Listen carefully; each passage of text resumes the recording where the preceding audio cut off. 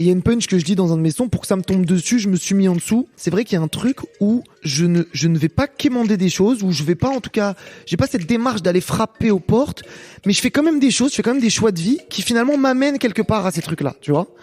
Et du coup, quand je choisis de faire du rap, je le sais pas que ça va m'amener à ça, mais ça va m'y amener quand même. Exécuté par qui? Fabrice Florent. Bonjour, bonsoir, bon après-midi à toi et bienvenue dans ce nouvel épisode d'Histoire de succès. Chaque jeudi à partir de 6h du matin, je retrace avec une ou un invité son parcours de vie qui l'a mené à son succès depuis la petite enfance jusqu'à aujourd'hui. Je suis Fabrice Florent, dans la vie je produis des podcasts d'interviews et de discussions et je crée des contenus. Si tu aimes cet épisode, va donc écouter la bande-annonce pour en découvrir plus sur moi et mes autres contenus. N'oublie pas de t'abonner sur ton appli de podcast préféré, de mettre un cool commentaire et 5 étoiles au podcast sur Apple Podcasts par exemple et également sur Spotify et de partager cet épisode autour de toi s'il t'a plu. C'est le meilleur moyen de m'aider si tu aimes mon travail. Tu peux aussi retrouver plus de liens pour rejoindre ma communauté sur Discord, me suivre sur les différentes plateformes et réseaux sociaux ou me contacter dans les notes de cet épisode. Voilà, il suffit d'aller voir les notes. Un grand merci d'avance et bonne écoute.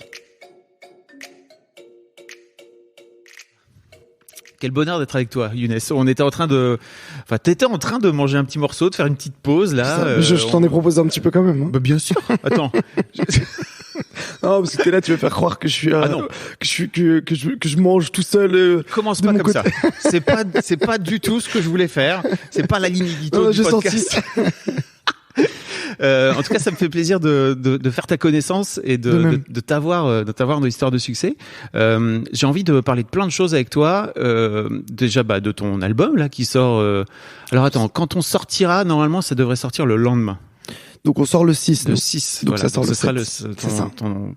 Ton album sur le 7 s'appelle Identité remarquable. Ouais. De tes débuts dans le rap, de comment t'en es venu à passer par le cinéma, le grand public.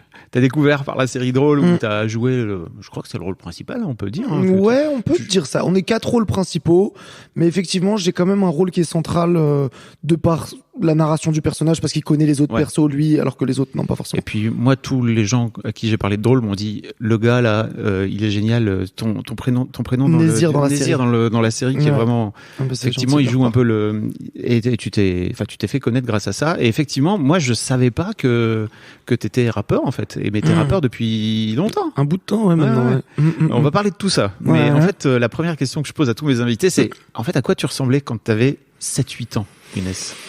Alors attends, j'essaie de me souvenir. Je me souviens assez bien de 10 ans, parce que je sais pas pourquoi, mais mon anniversaire des 10 ans, quand j'ai soufflé mes bougies et tout, ça m'a marqué. J'étais en mode, ah là, j'ai 10 ans, tu vois, c'était un peu 10, tu vois.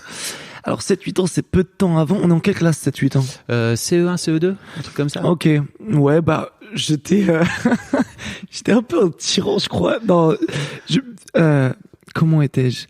J'étais à l'aise, j'étais à l'école primaire. Du coup, ma vie se résumait beaucoup à l'école primaire, qui se situait dans mon quartier, donc juste à côté de chez moi, vraiment à 150 mètres. Donc, j'allais en cours tout seul, je revenais tout seul. J'avais beaucoup de copains, je m'entendais très bien avec avec plein de copains en classe. Et j'adorais la récréation pour faire des foot. J'adorais revenir aussi des cours et aller devant chez Théo et jouer avec Théo et Lucas au foot. Théo et Lucas, si vous nous entendez. Je suis ouf, c'était avec Théo et Thibaut. Il n'y avait pas Lucas à cette époque-là encore. Salut Thibaut. Salut Thibaut.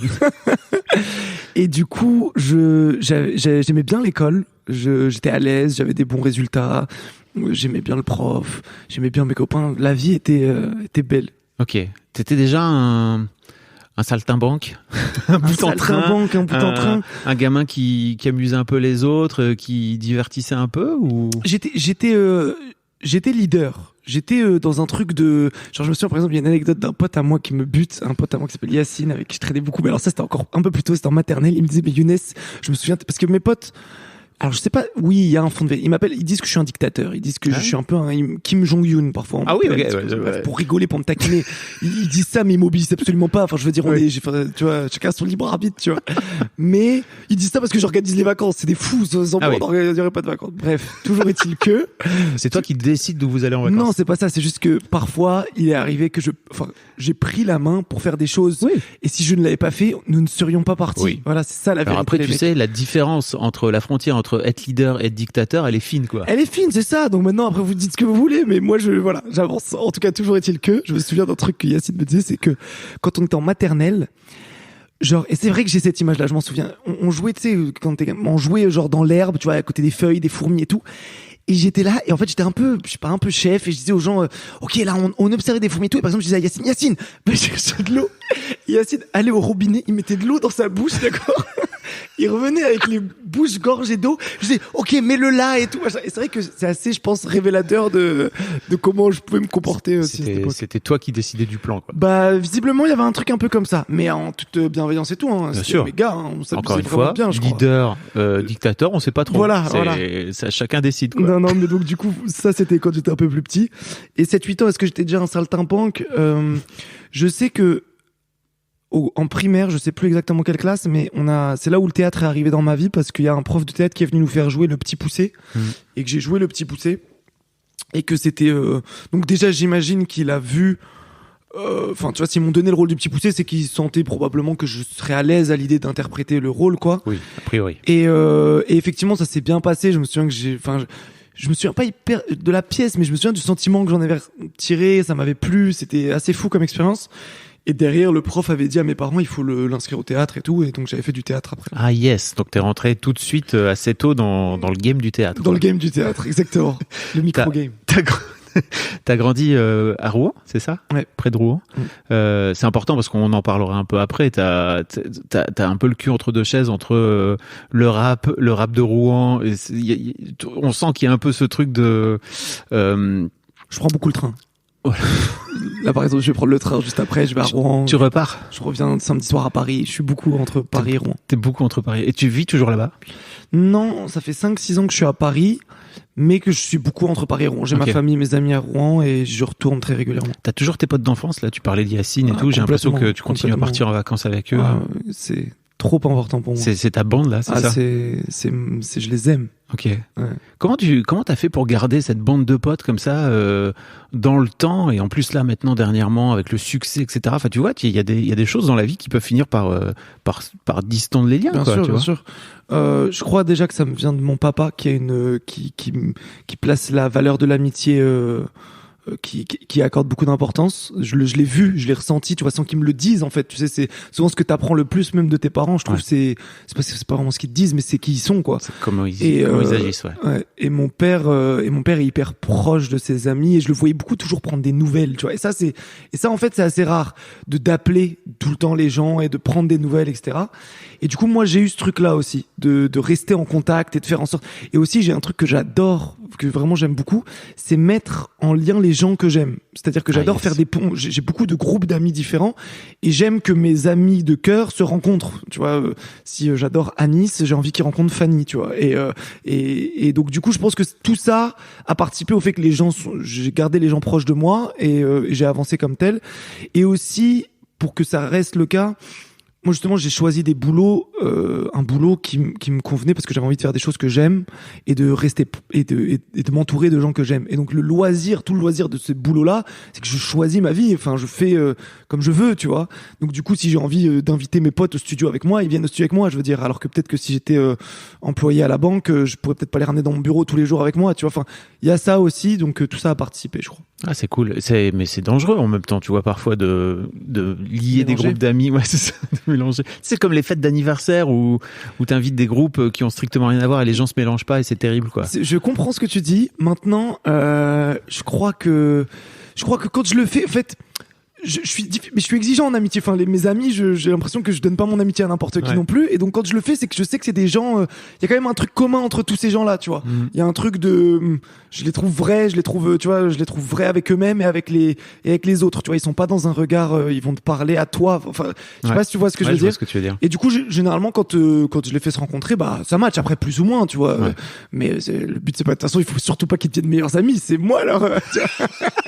C'est important en tant que dictateur. Hein, tu vois, c'est diviser pour mieux régner. Hein, c'est quand même la base du dictateur. Non, voilà. En tout cas, c'est cool et j'aime bien aussi. Et je crois que je suis à l'aise à l'idée de créer une connexion. Tu vois, j'aime bien lancer la conversation. Tu vois. Ok.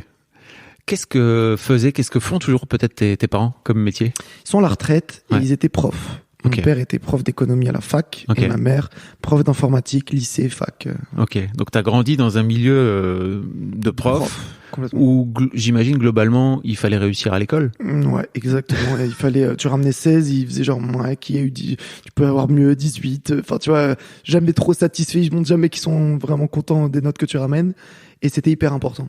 Ok. Et je l'entends parce que pour eux, ça a été un facteur, c'était une voie d'émancipation, incroyable, l'école, en fait. Parce que mes parents viennent d'Algérie et du Maroc pour ma mère, mais elle est algérienne aussi. Et, en venant en France, vers 22 ans pour leurs études, en fait, ils sont partis de rien, littéralement. Ils n'avaient pas d'argent, quoi que ce soit. Et c'est le parcours scolaire avec la fac qui leur a permis d'acquérir le statut qu'ils ont aujourd'hui. Donc, j'imagine qu'ils voulaient reproduire ça un peu avec nous, quoi. Ok. Et donc t'as fait. Alors, mais parlons un peu de tes études en fait. T'as fait quoi? Le lycée, ça s'est bien passé Ouais, pour ça, toi? globalement, tout s'est plutôt bien Ouais. passé en termes de résultats et même de bien-être. Enfin, tu vois, j'étais plutôt assez cool à l'école, tu vois, j'étais bien, tu vois, je me sentais bien.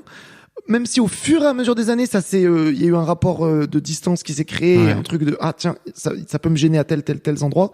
Mais déjà, j'avais des bons résultats, j'avais des facilités à l'école, donc du coup, j'avais des bons résultats sans trop travailler. Et le lycée s'est bien passé. Et ensuite, j'ai fait une prépa Sciences Po juste après le lycée. J'ai raté le concours. Et pour ne pas perdre d'année, j'ai continué. J'avais une dominante droit, donc je suis passé en L2 droit et j'ai fait L2, L3, master droit. Mais tout ça, c'était pour mes parents. J'ai fait Ouais. ça vraiment pour eux. T'étais pas parti pour devenir avocat ou juriste non, quoi? Non, c'était pas. Comment on dit On sent pas une forme de vocation. Non, et puis je frissonnais pas à l'idée d'être avocat, quoi. J'étais pas en Ouais. mode. Ça me faisait pas vibrer. Ouais. Tu vois, je lisais mes cours de droit, je vibrais pas à ce moment-là. Qu'est-ce qui te faisait vibrer à l'époque?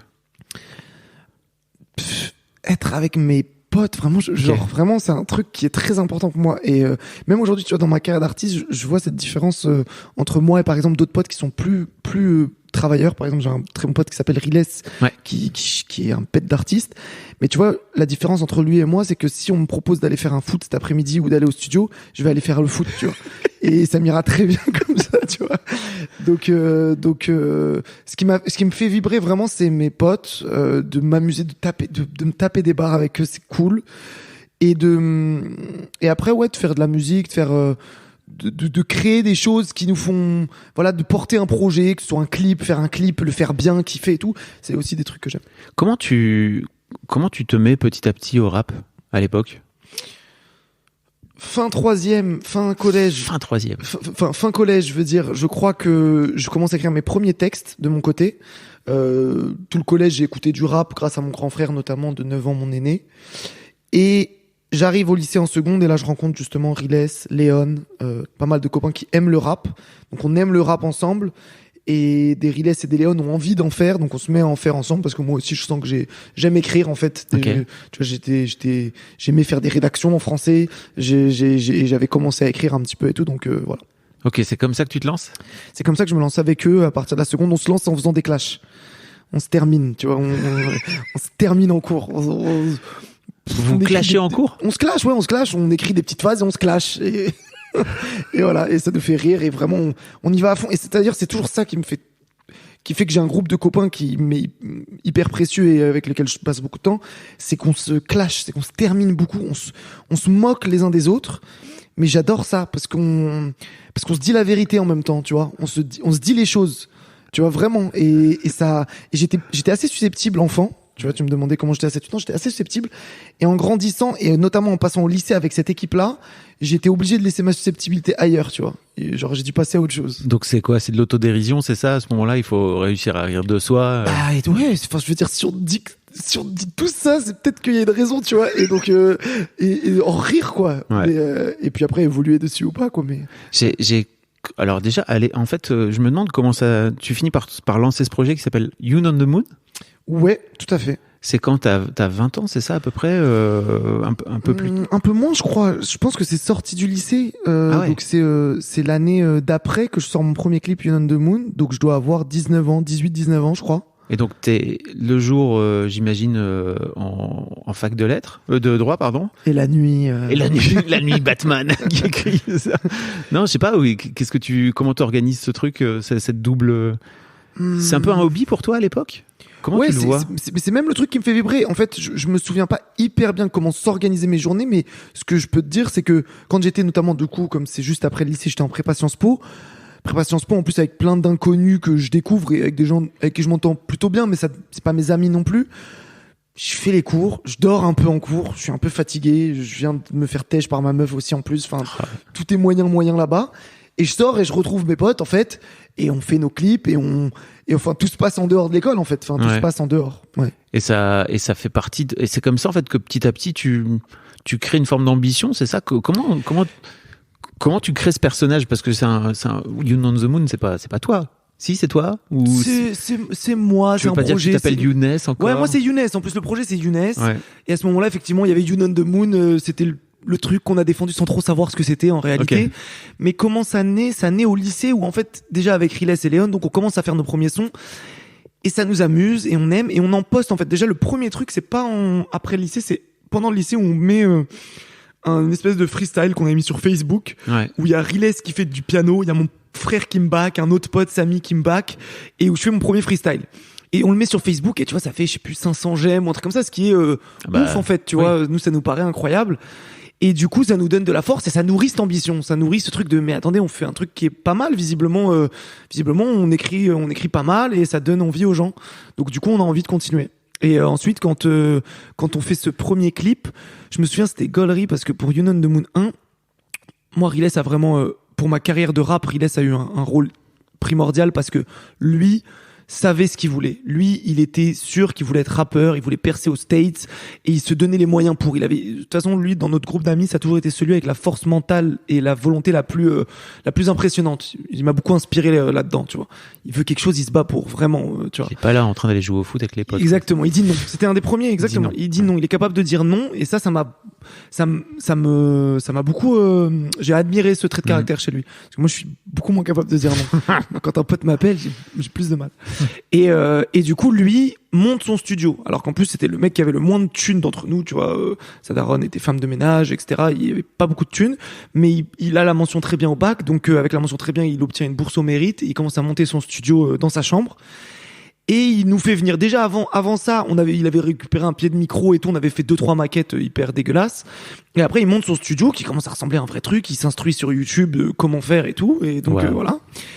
Donc voilà, waouh, exactement. Et on va chez lui et on enregistre. Et pour lui, c'était à la fois un kiff et puis une manière de s'entraîner avec nous en même temps. Tu vois, il apprenait avec nous, nous on apprenait avec lui. Donc voilà, tout se faisait comme ça. Et donc on fait You on the Moon 1. Je fais ce morceau-là, mon premier texte qu'on enregistre sur une prod YouTube, tu vois. Et c'est cool. Et je me souviens, on va en Espagne. Après, on avait des vacances. On part en vacances en Espagne. Putain, je me souviens de ce truc-là. On part en Espagne, à Barcelone, avec toute une équipe. Et Riles nous rejoint, je crois, là-bas, où on arrive ensemble, là-bas, où je sais plus. Mais en tout cas, il nous fait écouter, il avait mixé un peu le morceau qu'on avait fait, et il nous fait écouter le truc, et c'est lourd, genre vraiment on kiffe, tu vois. Et donc on continue de clipper le truc, et en fait, on a fait un clip permanent, tu sais, il y avait pas de 2 jours de tournage, 3 jours. À ce moment-là, on filmait tout le temps, tu vois. Donc on était avec un téléphone, en Espagne, on a filmé des trucs, etc. Et pareil, il s'entraîne, une fois qu'on a tous les rushs et tout, c'est Riles qui, pareil, on savait pas monter, mais il dit, bah, je vais monter quand même. Et il fait le montage de You on the Moon 1. Et il est chaud, franchement, et il nous fait un truc super, tu vois, au fur et à mesure, et on fait les retours et on avance, mais il nous fait un truc de ouf. Et on sort You on the Moon 1 et ça prend un peu dans la ville, en fait, et du coup, ça nous donne encore envie de continuer. Et il y a un moment, si j'ai bien compris, il y a un moment donné où tu te retrouves sur cette émission qui s'appelle Rentre dans le cercle, c'est ça? C'était plus tard, alors. Un peu plus tard, c'était quand 2016 Non, je pense 2018-2019. Ok, d'accord. Un truc comme ça. Okay. Donc ça, ouais, c'est un petit moment après. Ok. Est-ce que tu veux que je t'en parle ou est-ce que tu veux me poser une question par rapport à ça? Non, je voulais que tu m'en parles, en fait. Mais peut-être on peut refaire ce qui se passe entre temps, parce que je t'avoue que j'avais ce pont-là, moi. Bah, en fait, entre temps, mais c'est à peu près ça de toute façon, mais je continue en tant que loisir, tout ça. Ah oui. Vois, donc, c'est-à-dire que je continue mes études, L2, L3. À côté de ça, en fait, je sors un son, un clip tous les 6 mois, du coup, tu vois, parce que c'est un loisir et parce que on n'est pas dans une économie, on n'est pas en train d'essayer de chercher à juste, quand j'ai un son, je vais le enregistrer chez Riles, on met 6 mois à faire le clip et ça sort, tu vois, donc c'était un peu ça l'idée. Et je continue. Et tac, L3, j'arrive au bout de la L3, et là, pour la première fois de ma vie, je l'ai senti dès la L2, pour la première fois de ma vie, ma jeune vie rouennaise, je sens que j'arrive au bout de quelque chose et que je me sens plus très bien. Genre, j'ai toujours été vraiment assez heureux. Et là, en L2 et tout, je sens que j'arrive au bout d'un truc, je suis pas à ma place, je suis en train de faire un truc que j'aime pas pour moi, mais pour mes parents, et je sens que c'est en train de me bouffer. L2, j'en discute avec Samy, qui était mon acolyte à ce moment-là en L2 beaucoup, et on se dit non, vas-y, à la fin de cette année là, on se barre, faut qu'on se barre et tout nani. Fin de l'année, on se retrouve au L3 encore à Rouen, pareil. C'était pas facile pour toi d'avoir cette conversation avec tes parents? Non, Ok. non. Et tu sais, c'était latent. Il y avait un truc où tu sais, mes parents ils me disaient pas continue nani, mais tu le sentais qu'il fallait avoir des bons résultats, tu sentais que c'était une pression, voilà, une pression qui part d'un sentiment bienveillant à l'origine, mais du coup qui m'a vraiment coûté en vrai, qui m'a pesé. Puis on a envie d'être loyaux vis-à-vis de nos parents aussi, tu vois. Bien sûr, et puis ils me font peur en plus. On revient au dictateur. Je peux te dire que mon père, il a jamais eu besoin de me frapper ou quoi que ce soit. Genre un regard de lui quand il est fâché ou, tu vois, c'était, il y a un respect vis-à-vis de mes parents et voilà. Et du coup, c'était dur de s'émanciper, de faire, destituer le joug parental et de devenir dictateur à mon tour. C'était pas évident, tu vois. Et donc, du coup, ça m'a pesé. Et L3, là, en revanche, avec Samy, on se retrouve en L3, on dit non, mais là, cette fois-ci, on part. À la fin de l'année, c'est sûr, on part. Donc, on finit la L3 avec, je te dis, ce sentiment-là de, je suis arrivé au bout de quelque chose vraiment, encore, qui se confirme, ce sentiment. Et L3, tac, je postule et je suis accepté en master de droit de l'environnement à la Sorbonne. Ce qui est cool parce que c'est plus l'occasion de partir qu'autre chose, en fait. Donc, je bouge, je viens à Paris.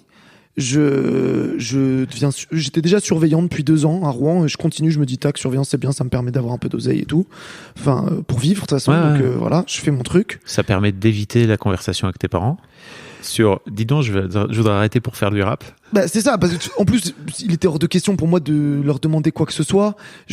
En fait j'avais même pareil, mais exemple de mon père, le fait de savoir que eux avaient démarré de rien me donnait envie de passer par là. Moi, je n'ai manqué de rien étant petit. Tu vois, j'ai grandi dans un pavillon, dans une zone calme. Je mangeais à ma faim. J'avais des habits. Enfin, tout allait bien.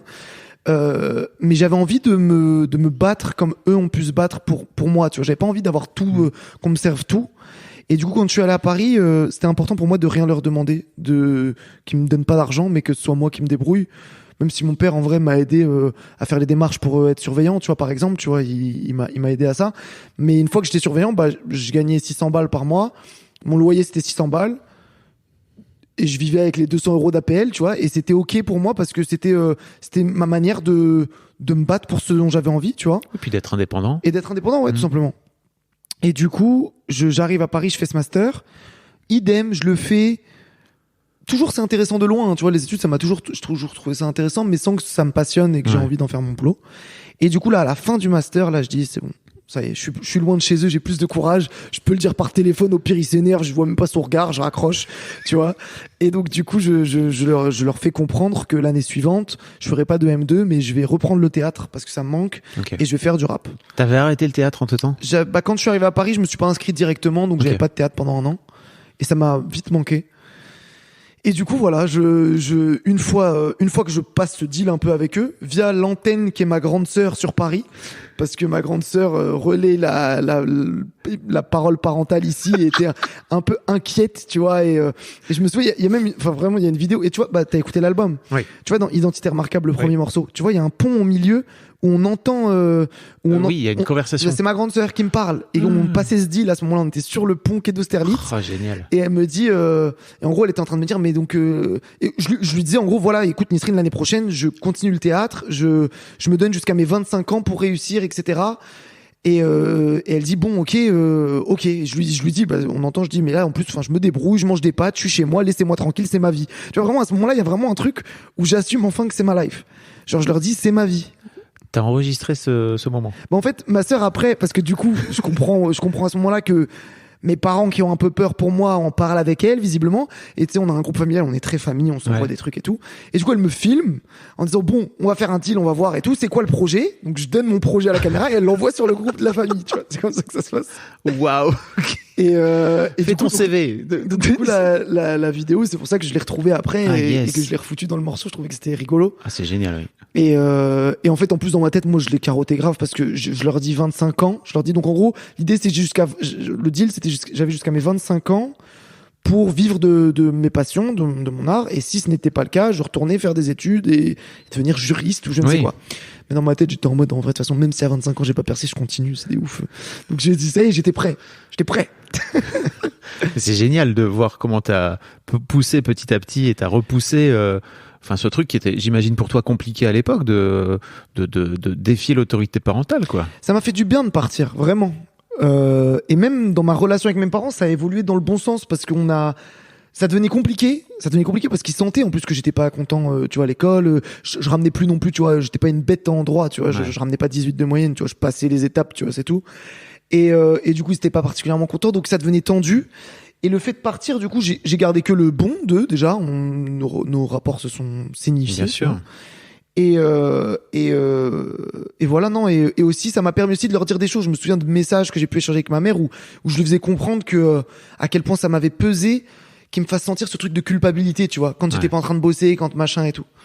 Et donc, du coup, ça m'a vraiment permis d'évoluer dans le bon sens. Ouais. T'es jeune encore, hein, t'as 27 ans, c'est ça, là, ouais. Aujourd'hui. Non, mais c'est bien d'avoir une relation apaisée avec ses darons à 27 ans. Ouais. C'est pas gagné, hein. Je sais pas dans quelle mesure c'est le cas chez les autres ou quoi, mais c'est ça, c'est cool. Je suis content de comment ça a grandi, tu vois. Ouais, c'est chouette. Comment tes parents vivent aussi le fait que, tu fasses du rap et que ils le savent? Ils sont au courant, j'imagine? Yes. Et tu sors des trucs, tu vois, je veux dire, tu fais des vidéos, tu leur montres comment ça se... Non, je leur montre pas. Okay. Mais ils le voient, c'est sûr, tu vois, ils voient les trucs sortir. Maintenant, tu le relais sur tes réseaux perso, c'est ça? Donc c'est sur Facebook et tout, et puis je pense que, attends, comment ça se passe véritablement? Ils le voient, ils savent très bien que je fais ça. Il y a mes potes, ils viennent à la maison, il y a Riles, tout ça, ils voient un peu ce qui se passe. Maintenant, je suis pas dans une démarche de leur montrer. Le rap, c'est quand même mon truc à moi, c'est un truc de jeune, je raconte ma life, je suis pas encore assez à l'aise. Aujourd'hui, je suis déjà beaucoup plus à l'aise avec ça, tu vois, je vais lui envoyer mon album à ma mère, elle a toujours pas reçu encore, mais je vais lui passer quand ça va sortir quand même. Et ma mère est très demandeuse, elle veut, mon père il dit rien, mais en fait il était vraiment fier déjà à cette période, en fait, mon père a toujours été fier de loin sans me dire, mais ça a toujours été mon meilleur ami de loin de toute façon. C'est un peu un daron taiseux, ton père? Taiseux, taiseux dans qui dit pas trop les choses, qui dit pas trop les émotions et tout. Ouais, exactement. Les darons rebeux, beaucoup, de toute façon. Ouais. On a remarqué en discutant que ils sont beaucoup comme ça. Les darons à l'ancienne, beaucoup. Les darons rebeux à l'ancienne. C'est ouf, hein. Je sais pas trop quel est ce truc qui fait que je me demande, on se pose la question avec nos potes, est-ce qu'on va être comme ça plus tard? Non. Mais je crois pas. Mais non, t'es parti pour, non, on n'est pas dans la même démarche. Non. Mais du coup, ça n'empêche pas tout l'amour qu'on a, tu vois, ça se sent, tu vois. Bien sûr. Et du coup, mon père, qui est un prof de fac réputé, en plus, vraiment, je t'assure, c'était une resta bien avant nous, à Rouen, parce qu'il est aimé beaucoup de ses élèves et tout. Et tu vois, ce qui est drôle avec mon père, le paradoxe, c'est que en cours et en amphi, il est proche de ses élèves, tendre, attentionné, nanani. Chez nous, il fait le daron. Chez nous, il fait le daron. Ouais, il dit rien.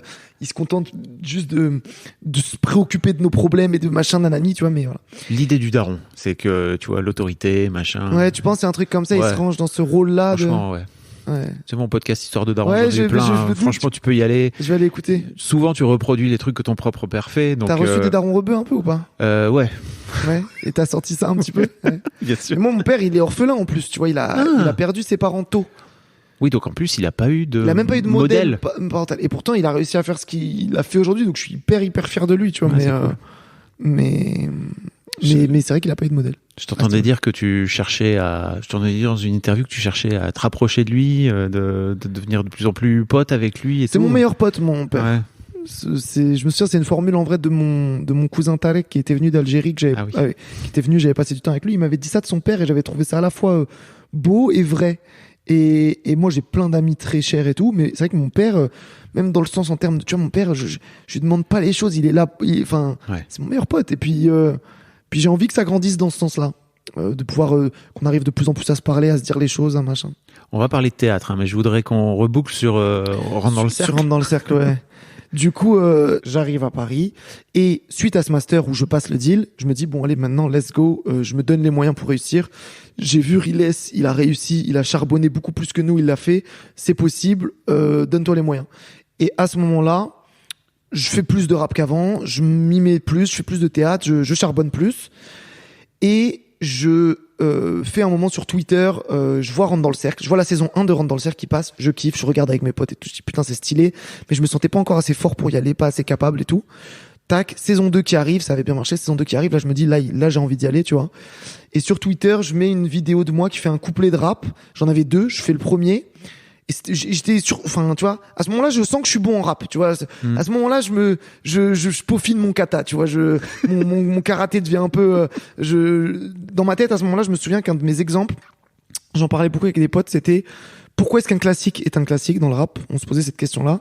Et alors moi je disais, je trouve que c'est quand ça perdure dans le temps, quand ça continue d'exister 15 ans plus tard et que ça n'a pas pris tu kiffes encore.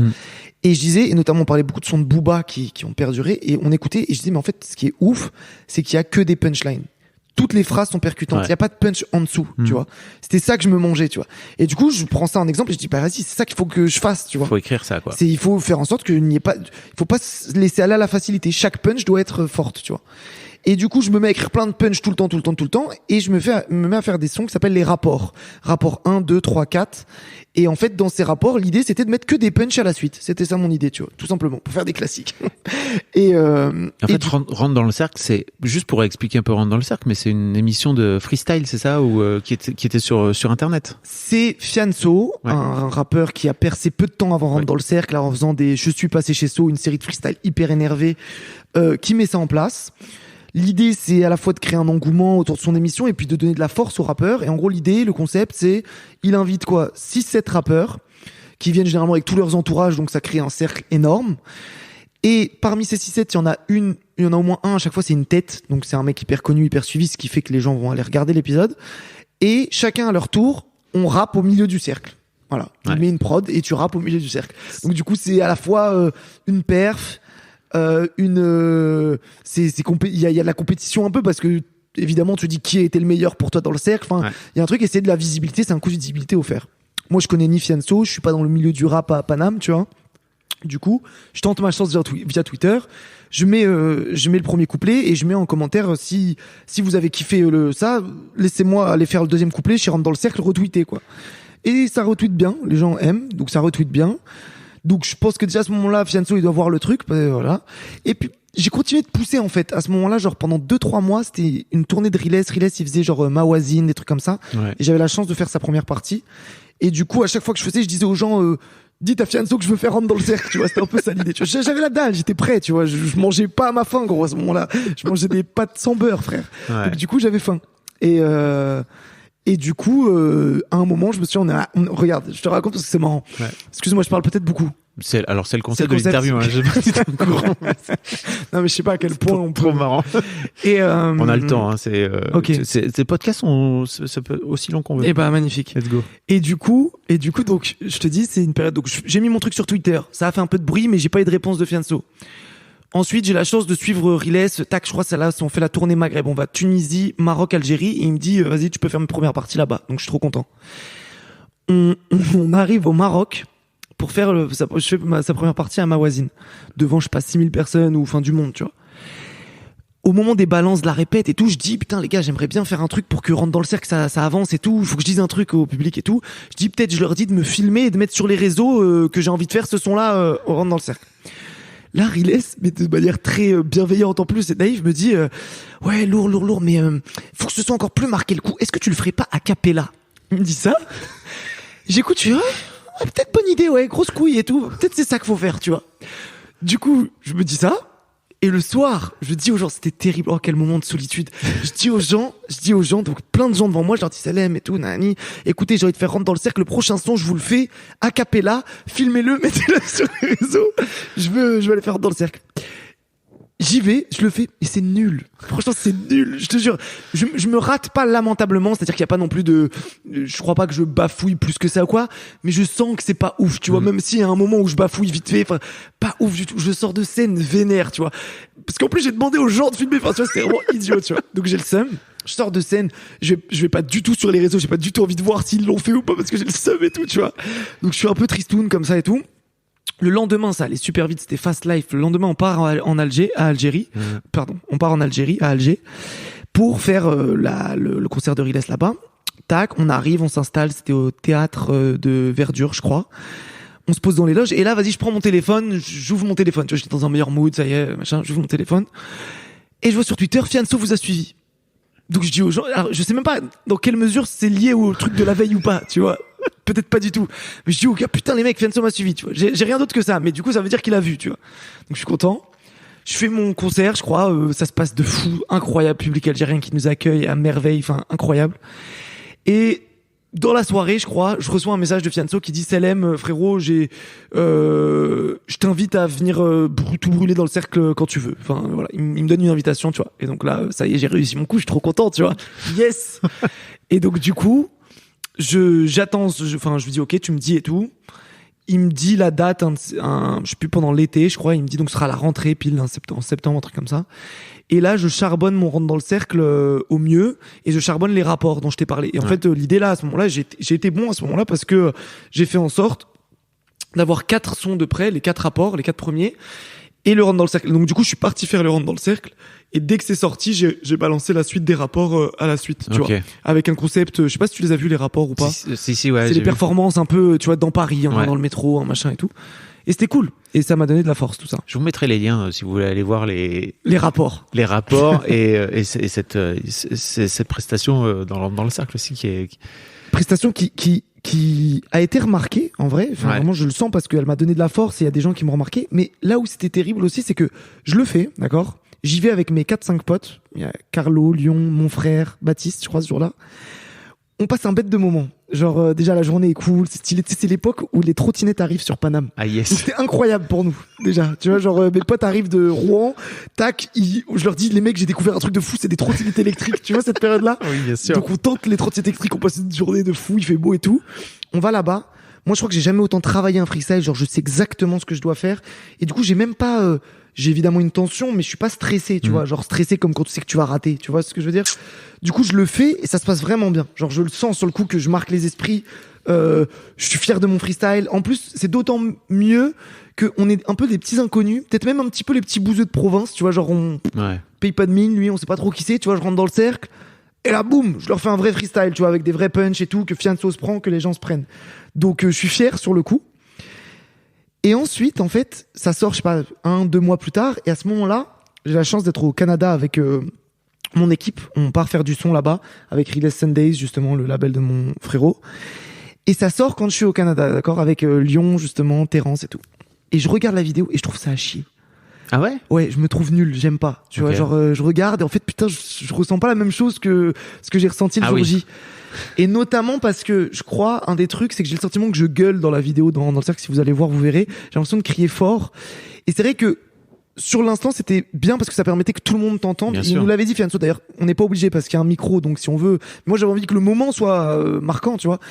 Mais du coup, dans le micro, bah, ça sonne un peu, je crie, tu vois, je trouve. Donc du coup, j'ai le sentiment en le regardant, je suis pas très fier de moi, mais en réalité, ça fait quand même du bruit, les gens kiffent, et voilà. Mais ça me donne un vrai coup de boost. Tu sors 2 albums suite à ça, c'est ça?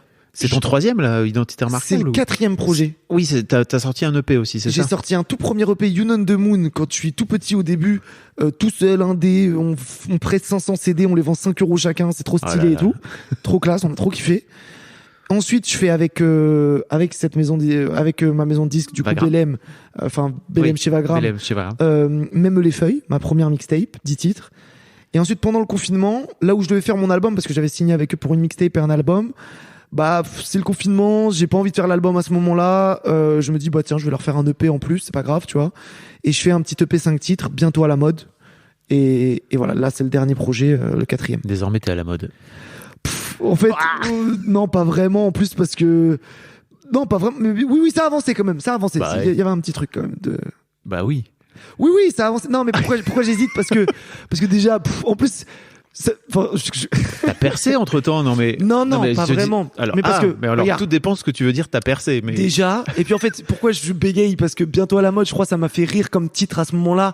Parce que c'était un peu égo trip et tout. Mais bon, voilà, en vrai, c'est pas forcément ce qu'on vise. Enfin, si, un peu. Assumons, t'as le droit. Assumons, t'as le droit de dire que tu veux devenir à la mode.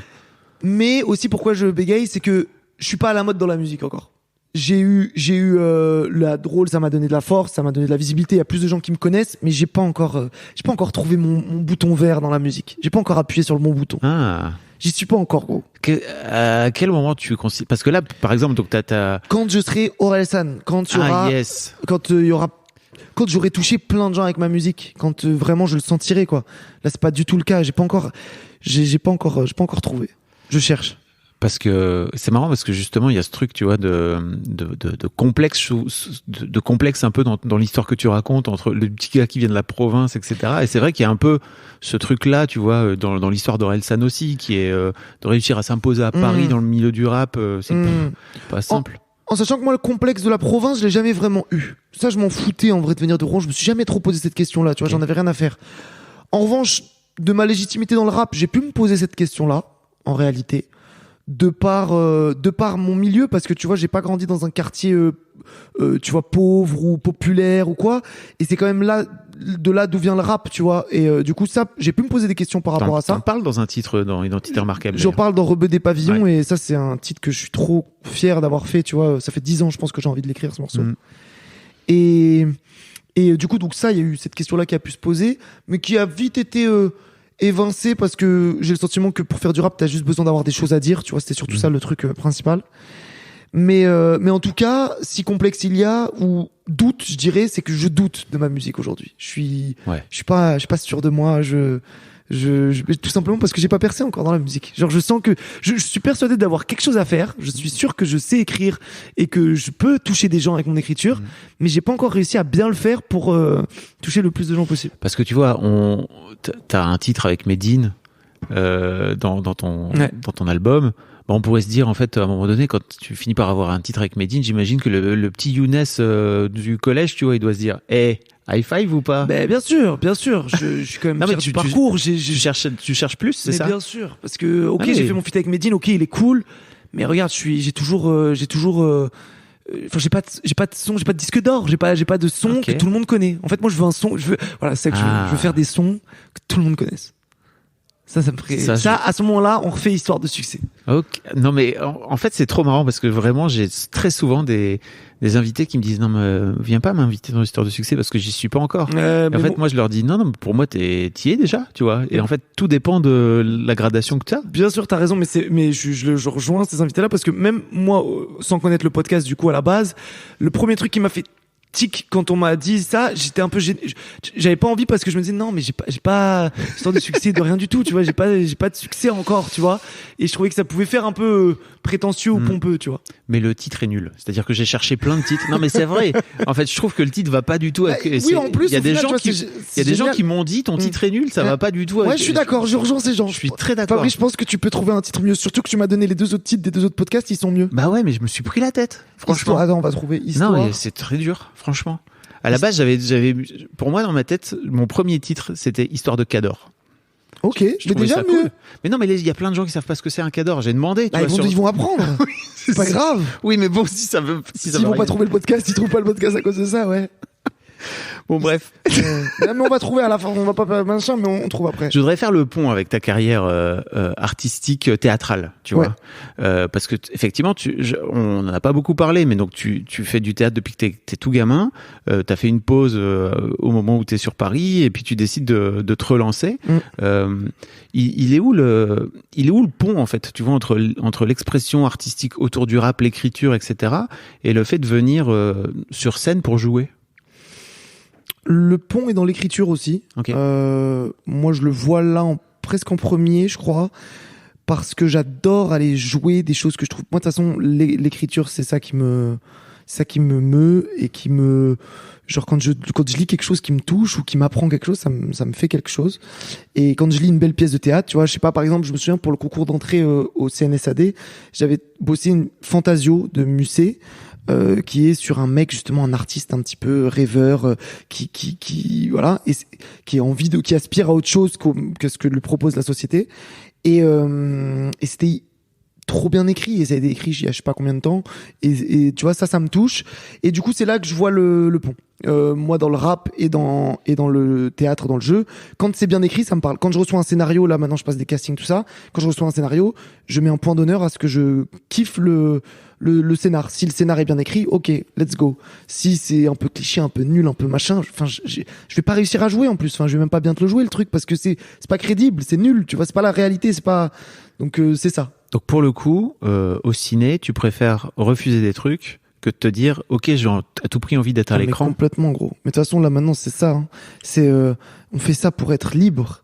Je veux dire, moi, j'ai choisi, sans vouloir faire, tu vois, mais t'excuses pas de. Non, mais je veux dire, parce que bon, libre, ok, parce que j'y suis pas encore, en plus, tu vois, genre, mais en tout cas, l'idée, elle est d'être, je veux dire, en plus, j'ai pas peur de remanger des pâtes sans beurre. Tu vois ce que je veux dire? Genre, je l'ai fait et je le referai demain s'il le faut. Je veux pas faire ça pour l'oseille parce que l'oseille, ça peut être ce qui t'enferme. Tu vois, je veux dire. Ouais. Et puis c'est hyper difficile. Aujourd'hui, on me propose un rôle principal dans un film. Tu vois, c'est le cas. On peut me proposer refuser, c'est super dur parce que putain, on en rêve de ça, tu vois. Waouh, de porter un film, c'est classe, tu vois. Genre, on n'a jamais fait ça, tu vois. Donc c'est difficile de refuser, mais en même temps, c'est là, je pense qu'il faut que je reste sur mes appuis parce que ça viendra le moment où il y aura les bons rôles que je veux et j'ai pas envie de faire ça pour de l'oseille. J'ai envie d'accepter pour de bonnes raisons, tout simplement. Ok. Donc tu préfères dire non et. Donc je dis non. Je dis non à des choses parce que flemme. Souvent, je cite Diams. Là, attends, c'est ce qu'on m'a proposé il y a 2 jours. Vas-y, dis. Mon agent, il m'appelle. Il me dit, il y a telle marque qui veut que tu représentes leur jus d'orange. Il y a 50 000 €. Mais leur jus d'orange, gros. Mais moi, je m'en bats les couilles, leur jus d'orange. Je fais pas ça pour représenter un jus d'orange, tu vois. Tu vois, je sais que, non mais je sais. Que c'est un truc de ouf de me proposer ça. C'est un truc de taré, mais en fait, tu vois, je me dis aussi, tu pourrais très bien te dire, ok, en fait, c'est le moment où j'ai percé en notoriété, etc. Et qu'en fait, il y a des marques qui viennent me voir, il y a aussi une forme de reconnaissance. Et tu préfères te dire, oui, je préfère mettre de côté 50 000 balles qui peuvent te sécuriser d'une manière ou d'une autre, tu vois. Mais je l'entends et je respecte même. Il y a plein de gens aussi qui diraient, mais je prends mon oseille. J'ai trop attendu pour Grail pour ne pas prendre cette oseille là maintenant. Et je l'entends complètement.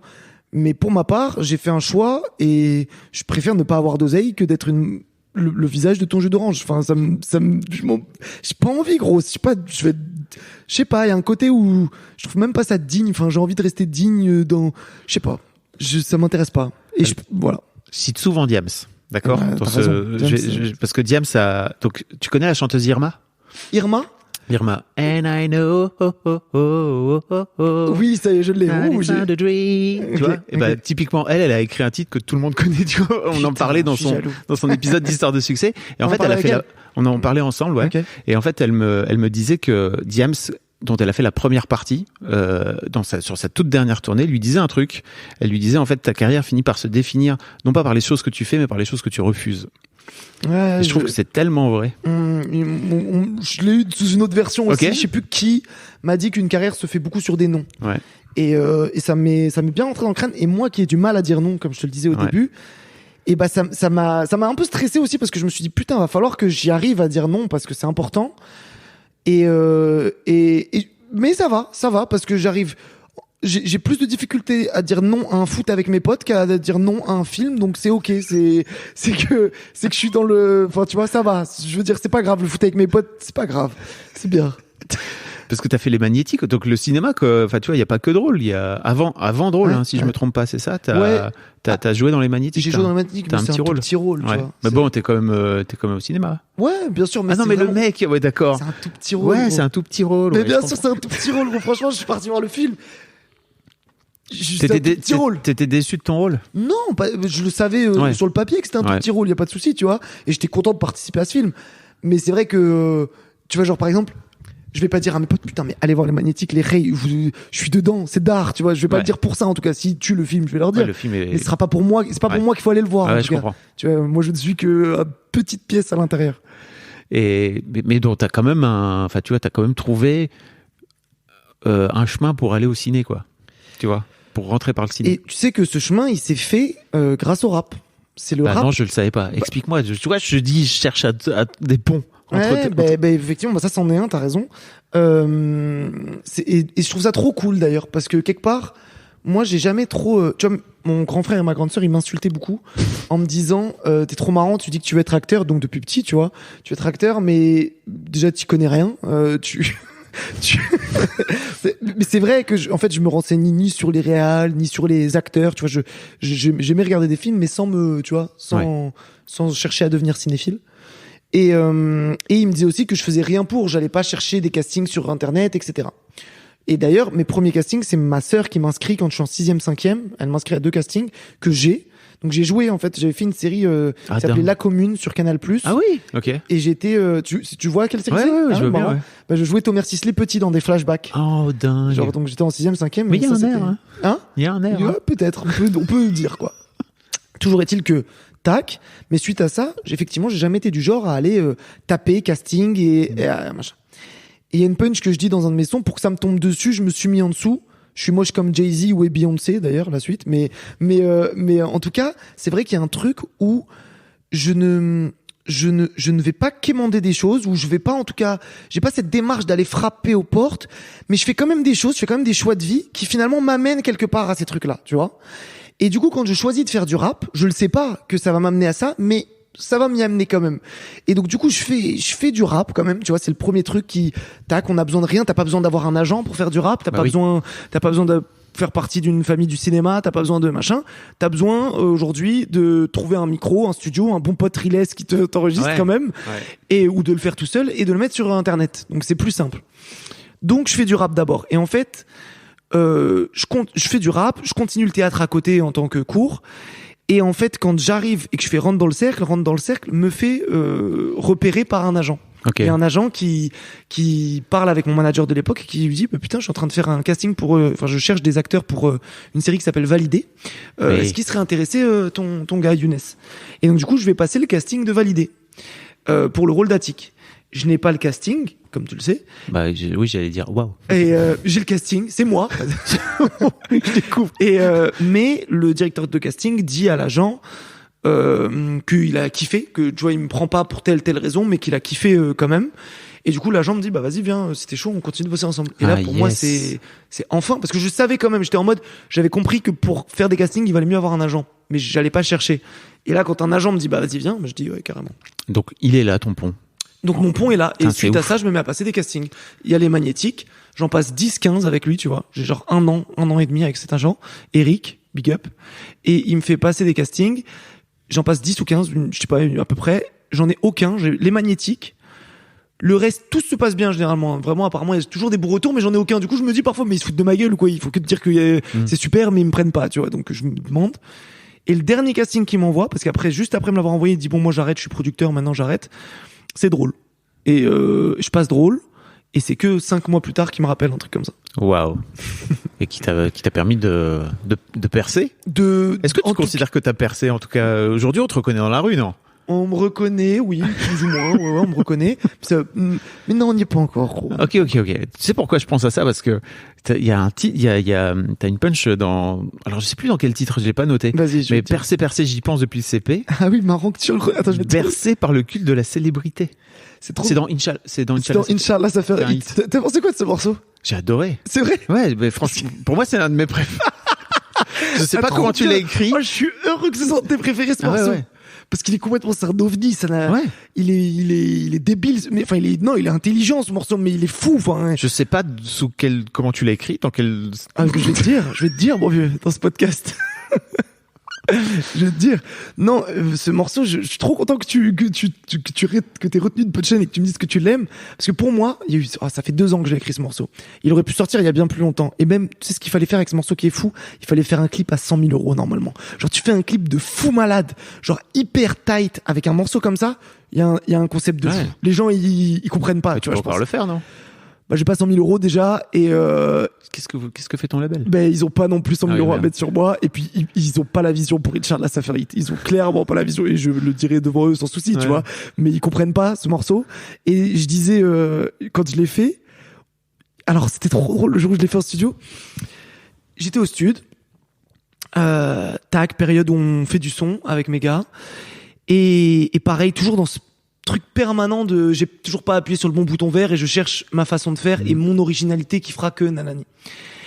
Et là je sens 3h du matin, un truc comme ça, il y a cette prod là un peu folle, tu vois, et je suis tout seul dans le studio, mon ingé son il est sorti, il est en train de faire autre chose et tout, et là je me filme, j'ai la vidéo, faudra que je la retrouve de toute façon, une vidéo de 15-20 minutes je pense, et j'écris ce texte comme ça en fait, genre j'ai les yeux à moitié fermés et je suis à moitié bourré on dirait, alors que j'ai jamais bu de ma vie, tu vois, mais je suis un peu dans une espèce de transe, tu vois, où je sors juste des phrases, tu vois, vraiment des phrases qui sortent du fond de mes entrailles, tu vois, de loin, tu vois, et je les sors Tu vois, c'est un truc un peu comme ça, tu vois.